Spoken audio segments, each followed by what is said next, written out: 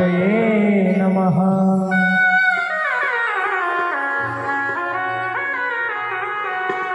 आइए हनुमंत विराजे,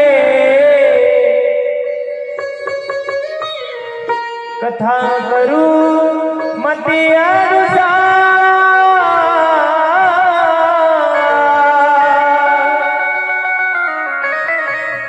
प्रेम सहित गाधिधरू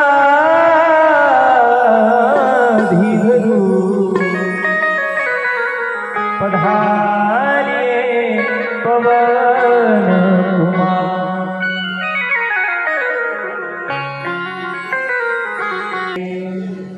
श्री सीताराम जी के प्यारे हनुमान जी दुलारे हनुमान,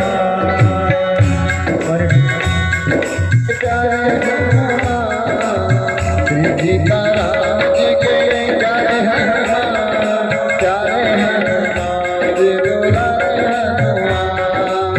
श्री सीताराम जी के प्यारे हनुमान, प्यारे हनुमान जी दुलारे हनुमान। श्री सीताराम जी के प्यारे हनुमान, प्यारे हनुमान जी दुलारे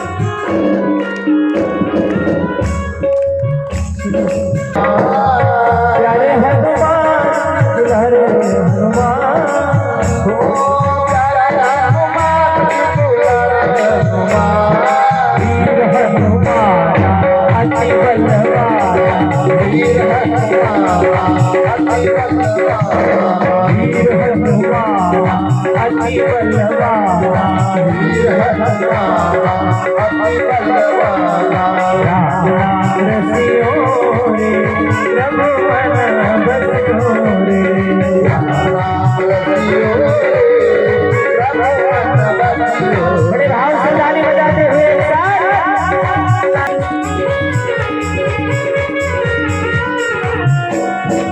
भोले बाबा,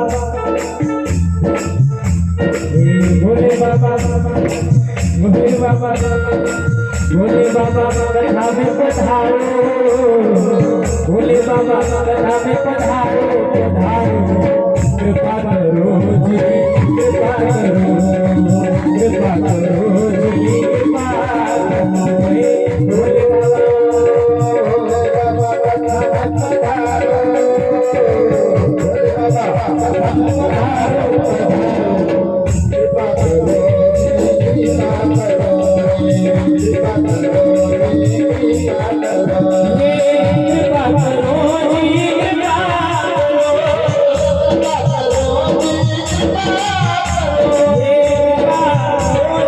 कृपा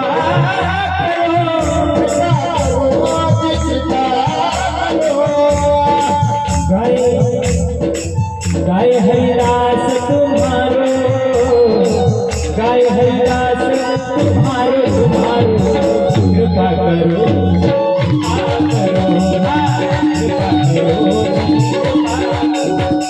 भोले बाबा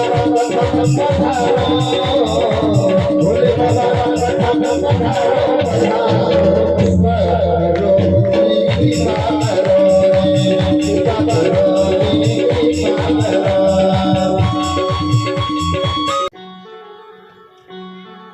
देखो भगवान महादेव देवादिदेव है, देवों के देव है, फिर भी वो कथा सुनने के लिए तड़पते हैं महाराज, फिर भी वो कथा सुनने के लिए, क्योंकि परम वैष्णव है। और एक वैष्णव, एक वारकरी भगवान की कथा और भगवान का कीर्तन सुने बगैर रह नहीं सकता महाराज। भगवान शंकर परम वैष्णव है। और मैंने कल आपसे ये बात कही थी, ये जो शिव कथा है, ये जो राम कथा है, भागवत कथा है, जितनी भी कथाएं संसार में होती है, ये कथा ना स्वर्ग में है ना कैलाश पर्वत पर है, ना यमराज के लोक में है, ना रसातल में और ना पाताल में। ये कथा मिलती है तो केवल इस मृत्यु लोक में। भगवान शिव जी को कथा सुनने का मन हुआ। अब बोले क्या करे, कहाँ जाए? तो भगवान शिव जी ने क्या किया, सती को साथ में लिया और भगवान शिव जी इस मृत्यु लोक में, इस पृथ्वी पर अगस्त्य मुनि के पास में आ गए। एक बार कुंभज ऋषि पाए, एक बार कुंभज ऋषि पाए, शंभु गए कुंभज ऋषि पाई, एक बार त्रेता जुग माही। त्रेता युग की बात है। भगवान शंकर सती को साथ में लेकर कथा सुनने के लिए आए। संग सती जगत जननी भवानी, गोस्वामी बाबा रामायण में लिखते हैं। भगवान शंकर अकेले नहीं, साथ में कौन है? संग सती, केवल सती नहीं, जगत जननी, जगत की जननी है। दोनों के दोनों आए, अगस्त्य मुनि के पास बैठे और कथा सुनाने के लिए अगस्त्य मुनि ने प्रारंभ किया और खूब प्रेम से महाराज कथा सुनाई। अब देखो कथा ध्यान से न सुनने का परिणाम क्या होता है आप लोगों को बता दूं। भगवान शिव जी ने तो मन लगाकर कथा सुनी महाराज, परंतु सती माता ने कथा में मन नहीं लगाया।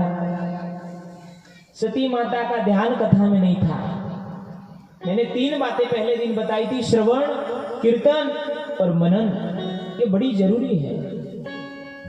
कथा श्रवण करते समय आलस्य से युक्त होकर कथा नहीं श्रवण करनी चाहिए, प्रमाद युक्त होकर कथा नहीं सुननी चाहिए, फ्रेश होकर के कथा सुननी चाहिए। फ्रेश, एकदम फ्रेश रहना चाहिए महाराज। अरे भैया 2 दिन की तो जिंदगी है, पता नहीं कब पंच उड़ जाएगा, है कि नहीं? इसलिए जितना जीवन मिला है हंसी खुशी गुजारो।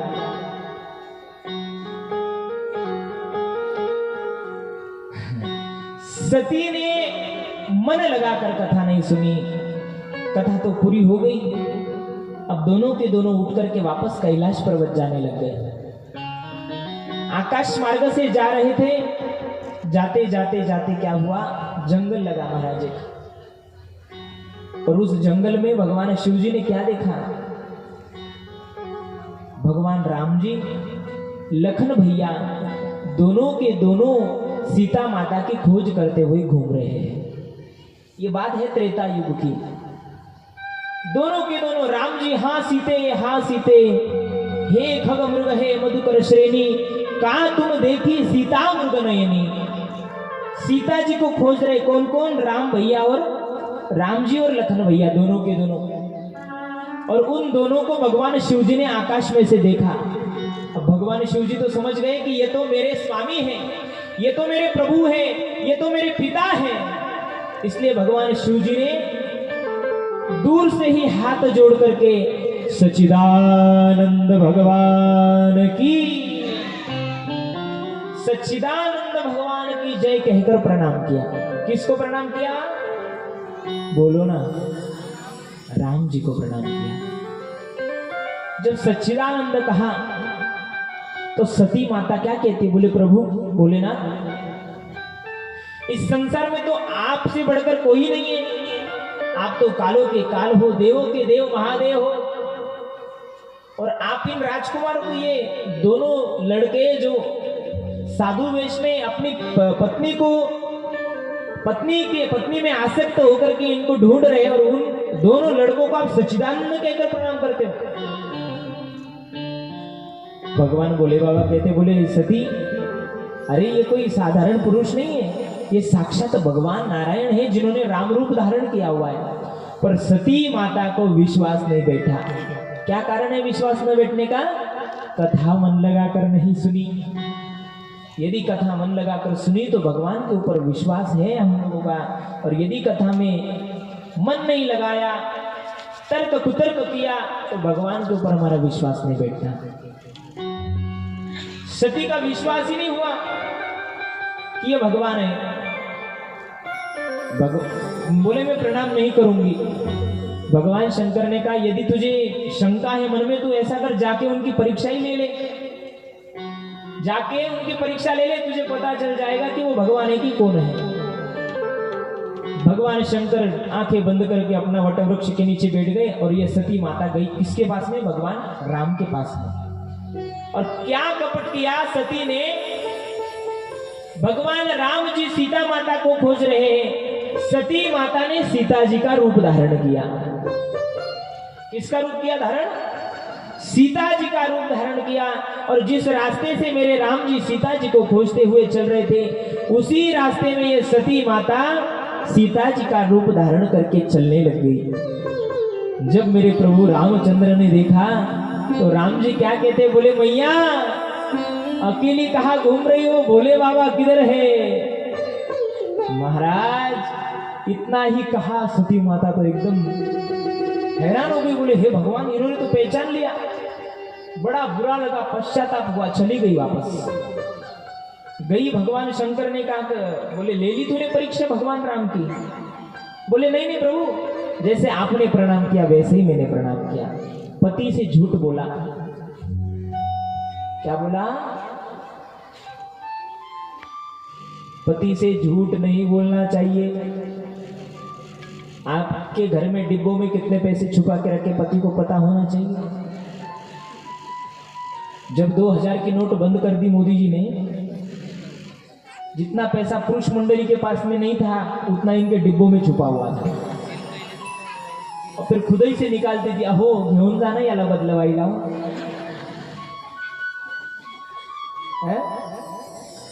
पति से कभी भी झूठ नहीं बोलना चाहिए। सती ने शंकर जी से झूठ बोला। मेरे भोले बाबा ने आंख बंद करके जब सारा दृश्य देखा, भगवान शंकर ने कहा कि बोले मेरी पत्नी सती ने, ध्यान दे के सुनिएगा, मेरी पत्नी सती ने मेरी मां सीता का रूप धारण किया है। भगवान शंकर राम जी को अपने पिता मानते हैं और सीता जी को अपनी माता मानते हैं। और बोले मेरी पत्नी ने मेरी मां का रूप धारण किया, इसलिए मैं प्रतिज्ञा करता हूं कि आज से मैं सती को कभी भी पत्नी रूप में नहीं मिलूंगा। प्रतिज्ञा कर ली। प्रतिज्ञा करते आकाशवाणी हुई कि हे भोलेनाथ, आपकी प्रतिज्ञा बड़ी सर्वश्रेष्ठ है। और सभी देवताओं ने पुष्पों की वृष्टि की। सती सोचती कि ऐसी कौन सी प्रतिज्ञा होगी। चले गए महाराज कैलाश पर्वत पर। जब कैलाश पर गए तो जाने के बाद प्रतिदिन भगवान शंकर सती को अपने वामंग में बिठाते थे, बाजू में बगल में बिठाते थे रोज। पर आज जब गए कैलाश पे तो भगवान शंकर ने सती को अपने बगल में नहीं बिठाया, नीचे आसन दिया। क्यों?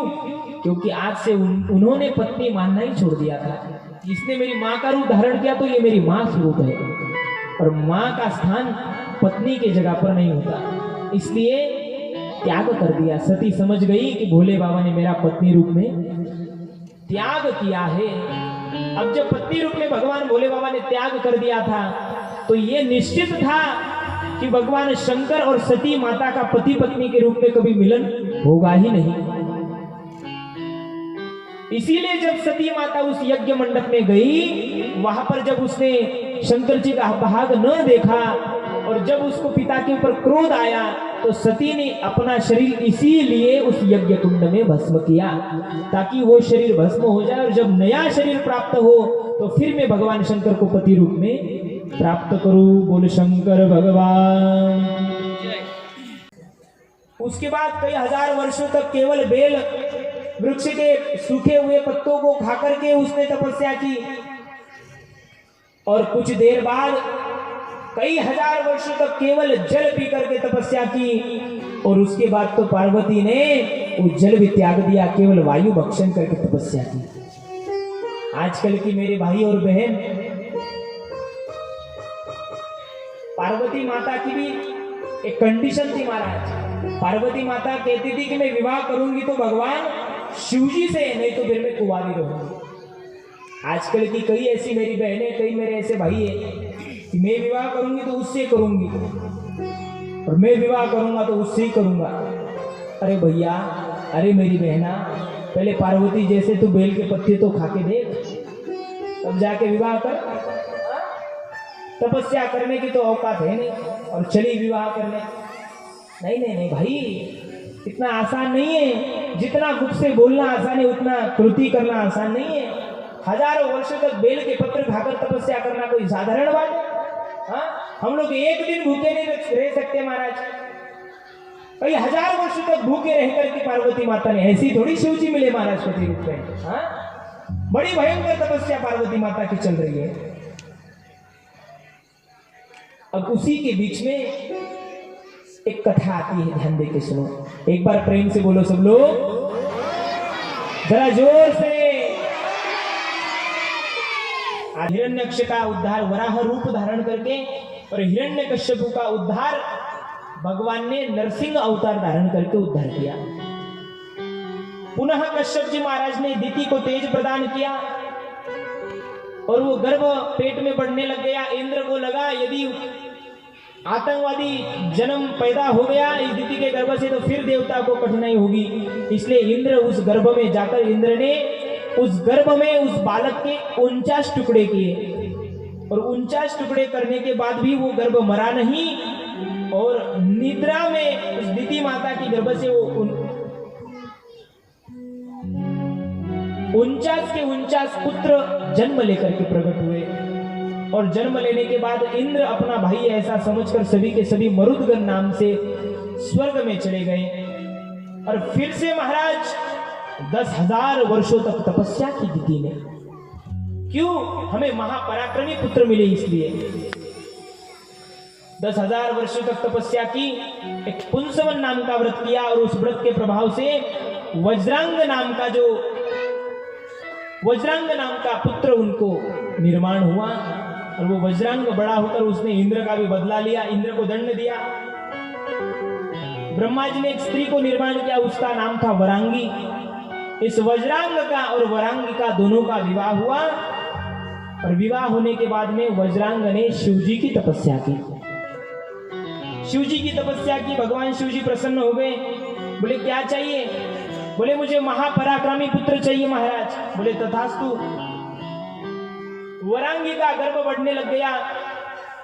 अनेक वर्षों तक वो गर्भ बढ़ा, गर्भ में ही वो बालक रहा और अनेक वर्षों के बाद में उस गर्भ में से वो बालक प्रकट हुआ। जब उस पुत्र का जन्म हुआ, वज्रांग और वरांगी के घर में बड़े ही अपशुगुन संसार में हुए। कहते हैं कि जब वो पुत्र पैदा हुआ तो आकाश में से रक्त की वर्षा हुई थी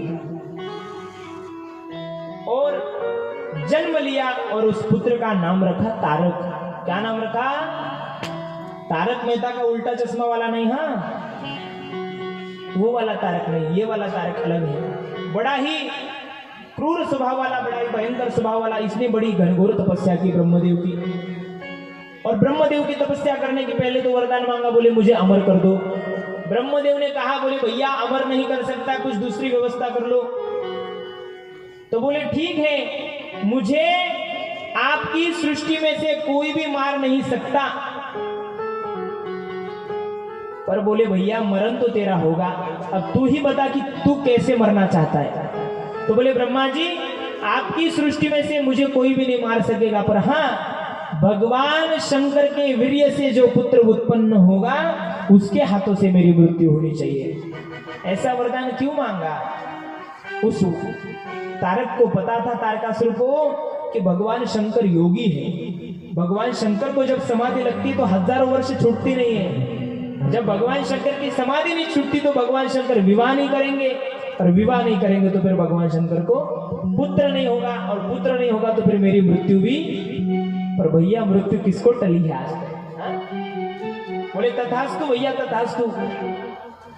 तथास्तु वरदान मिल गया और तारकासुर ने बड़ा हाहाकार संसार में मचा दिया। बड़ा हाहाकार, बड़े देवता लोग त्रस्त हो गए और देवता लोग त्रस्त होकर के, परेशान होकर के सभी के सभी ब्रह्मदेव के पास में गए। बोले हे ब्रह्मदेव आपने वरदान तो दे दिया, परंतु इस वरदान का परिणाम देखो, इस तारकासुर ने सारी सृष्टि में हाहाकार मचा कर रखा है, हम देवताओं को अपना आसन छोड़ना पड़ा, क्या करें? तो बोले भैया इसका वध तो शिव जी के पुत्र के हाथों से होगा। और बोले जब तक भोले बाबा का विवाह नहीं होगा तब तक भोले बाबा को पुत्र भी नहीं होगा। और बोले भोले बाबा तो समाधि में बैठे, भोले बाबा की समाधि कौन भंग करेगा? कौन भंग करेगा? किसी के अंदर ताकत नहीं। तो सभी ने कामदेव को आगे किया महाराज। किसको? कामदेव की जन्म कथा सुनाई थी ना आपको। कामदेव को श्राप था ब्रह्मदेव का, अब वो श्राप यहां पर लागू होता है। कामदेव को कहा, बोले भैया कामदेव तुम जाओ और भगवान शंकर की तपस्या भंग करो, नहीं तो भगवान शंकर तपस्या से उठेंगे नहीं और हमारी पीड़ा दूर नहीं होगी। कामदेव कहता ठीक है भैया, आपकी शांति के लिए यदि मैं मर भी जाता हूं तो कोई बात नहीं। इसलिए कामदेव गए। कामदेव ने अपने पुष्पों के बाण छोड़े, सुंदर वातावरण तैयार किया और कामदेव ने बाण छोड़ने के बाद में भगवान शंकर की समाधि खुल गई। शंकर जी की समाधि खुल गई। शंकर जी ने जैसे अपने दोनों नेत्र खोले, उन नेत्रों की अग्नि कामदेव के ऊपर पड़ी और कामदेव जल करके भस्म हो गया। और भगवान भोले बाबा से कहने लग गए, बोले भोले बाबा आप हमारी रक्षा करो, हमारे ऊपर कृपा करो। भोले बाबा कहते कि क्या हो गया भैया, सब ठीक तो चल रहा है ना संसार में? अरे बोले कुछ ठीक नहीं, आप तो समाधि में हो पर इधर हमको तो खाने को नहीं और पीने को नहीं, बड़ी समस्या है। बोले ब्रह्मदेव ने वरदान दे दिया तारकासुर को, पर इस तारकासुर ने बड़ा ही हाहाकार मचा कर रखा है और इसका वध आपके वीर्य से उत्पन्न होने वाले पुत्र के हाथों से है। इसलिए आप कृपा करो और आप जल्दी से जल्दी विवाह करो। हम लोगों को आपके विवाह के लड्डू खाने की बड़ी इच्छा है, क्योंकि आपने विवाह नहीं किया तो आपको पुत्र नहीं होगा और आपको पुत्र नहीं हुआ तो हमारी पीड़ा भी दूर नहीं होगी, तारकासुर का वध नहीं होगा। भगवान शंकर कहते हैं, बोले भैया I am very very sorry, I am not ready for संसार। मैं संसार ना करूंगा भैया, क्योंकि मुझे पता है या संसार में कितना दुख भरो पड़ो है। मुझे पता है कि संसार में कितना दुख है भैया। इस संसार में किसी को भी देख लो, कोई तन दुखी, कोई मन दुखी, कोई धन बिन रहत उदास, थोड़े थोड़े सब दुखी, सुखी राम के दास। मैं वैष्णव हूं और एक वैष्णव का काम है क्या? वैष्णव किसे कहते हैं? वैष्णव जन तो तेने कहिए, जो पीर पराई जाने रे। मेरा यदि विवाह करके आप लोगों का भला होता हो तो कोई बात नहीं भैया, ठीक है मैं रेडी। ऊपर भाई लड़की कौन है? लड़की कहां से लाने वाले हो? जामनेर से लाने वाले हो, जलगांव से लाने वाले हो, क्या अमेरिका से लाने वाले हो? लड़की तो बताओ पहले भाई। तो बोले प्रभु चिंता मत करो, आप हिमाचल महाराज की पुत्री पार्वती आपके लिए ही तपस्या कर रही है, वहां जंगल में हजारों वर्षों से आपके लिए ही तपस्या कर रही है। तो पार्वती माता की परीक्षा लेने के लिए भेजा भगवान शंकर ने सप्त ऋषियों को। अब जल्दी जल्दी बताता हूं मैं आपको। सप्त ऋषियों ने परीक्षा ली, अनेक प्रकार से मोहित करने का प्रयत्न, परंतु पार्वती कहती है जन्म कोटि लगी रगर हमारी, वरहु शंभु नत रहु कुवारी। करूंगी तो भोले बाबा, नहीं तो फिर कुवारी रहूंगी। जीत गई। गए सप्तर्षि, बोले भोले बाबा लड़की परीक्षा में पास हो गई, अब जल्दी से जल्दी विवाह करो। भोले बाबा कहते ठीक है भैया, जाओ हिमाचल महाराज को बता दो कि लड़के वाले भी राजी हो गए। और हिमाचल महाराज को विवाह की वार्ता बताई कि भोले बाबा विवाह करने के लिए रेडी है, आप जाओ और जाकर पार्वती को घर पे लेके आओ। पार्वती को घर पे लेकर आए और आने के बाद बड़ी उत्साह से तैयारियां चालू हो गई। बड़ी उत्साह से तैयारियां चालू हो गई। पूरे संसार में पत्रिका भेजी गई कि साक्षात भोले बाबा और माता पार्वती का विवाह उत्सव है। और महाराज बड़े दूर दूर से लोग आ गए। बड़े दूर दूर से पूरा जामनेर शादी देखने के लिए आ गया बाराती बनकर। इतना ही नहीं, हरताने से भी बाराती आ गए। हाँ, और बड़े बड़े बाराती आ गए, बड़ी तैयारियां, सुंदर सुंदर मंडप बनाए गए, दिव्य तैयारियां विवाह की होने लग गई। अब आप ऐसा करो, सभी भक्तों को अक्षदा जो है ना, अक्षदा, हाँ 7-8 लोगों को लगा करके, जरा बच्चों को लगाकर जल्दी से जल्दी अक्षदा भी बांट दो। पर सभी भगवान शंकर के गण भोले बाबा का श्रृंगार करते हैं। भोले बाबा के सुंदर जटाओं का मुकुट बनाया।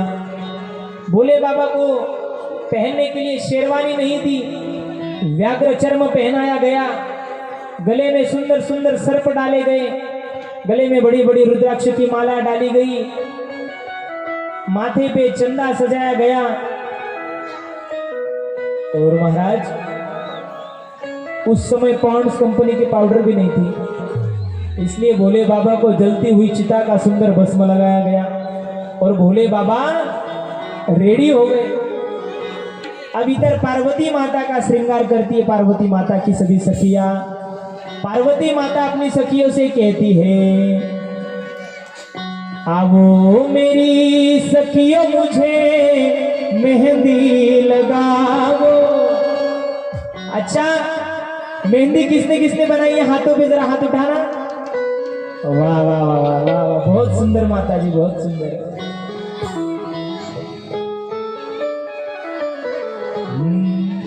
आवो मेरी सखियों मुझे मेहंदी लगा दो, मेहंदी लगा दो मुझे ऐसी सजा दो, मुझे भोले बाबा की दुल्हन बना दो, मुझे भोले बाबा की दुल्हन बना दो।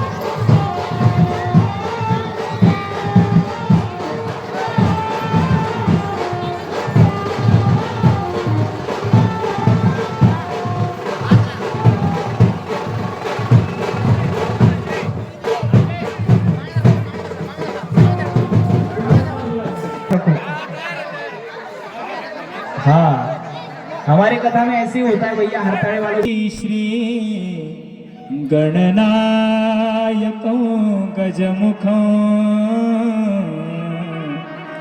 मोरेश्वरो सिद्धेदो बल्लाळो मुरुडो विनायकमहो चिंतामणि स्थेवरा लेनाद्री गिरिजात्मको सुरवरो विघ्नेश्वरो ओझरो ग्रामो रांजण संस्थितो गणपती कुर्यात् सदा मंगलं मध्वर्यो शुभं भवतु शुभलं सिंधु सरस्वती च यमुना गोदावरी नर्मदा कावेरी शरयो महेंद्र तनया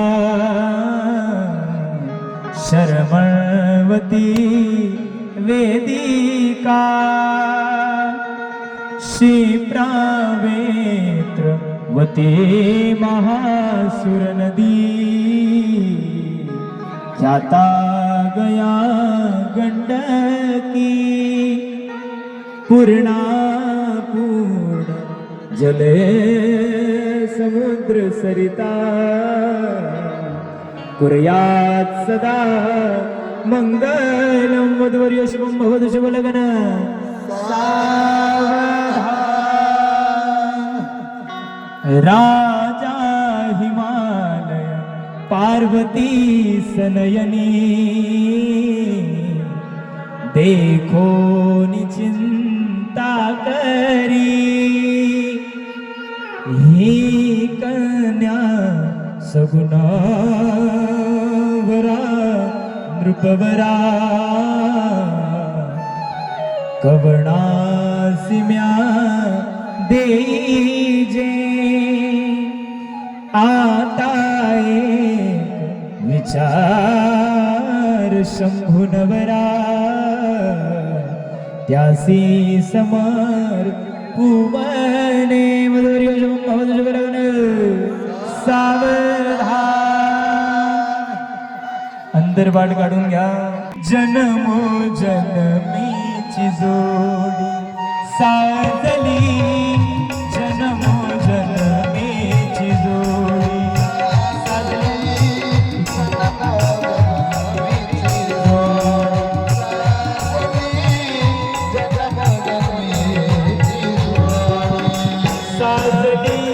जन्मो जन्मीची जोडी साजली जन्मो जन्मीची जोडी आईची माया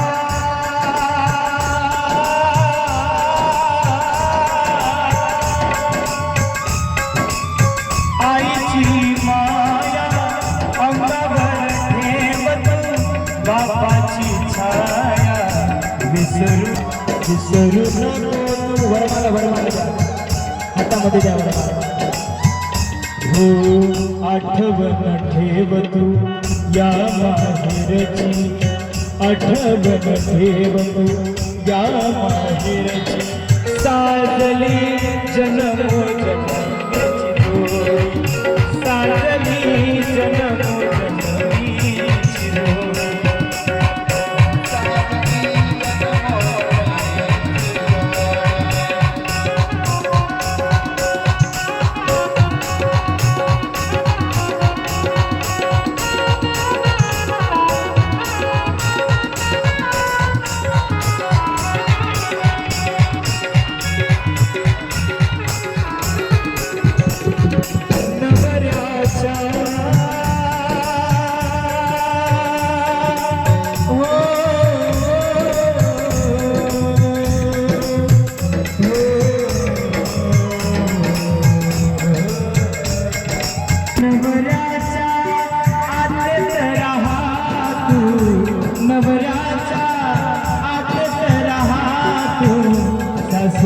वानराचा आठवत राहतो आठवण ठेवतो या माहेरची आठवण ठेवतो या माहेरची साजली जन्मोजन्मीची जोडी साजली जन्मोजन्मीची जोडी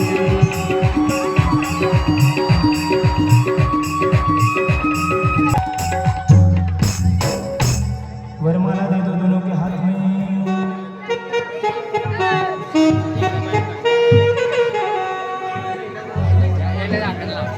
इस भोले बाबा और माता पार्वती के सुंदर इस विवाह उत्सव को देखते हुए एक शायरी याद आती है कि उस दिन प्रेम की कहानी मशहूर हो गई।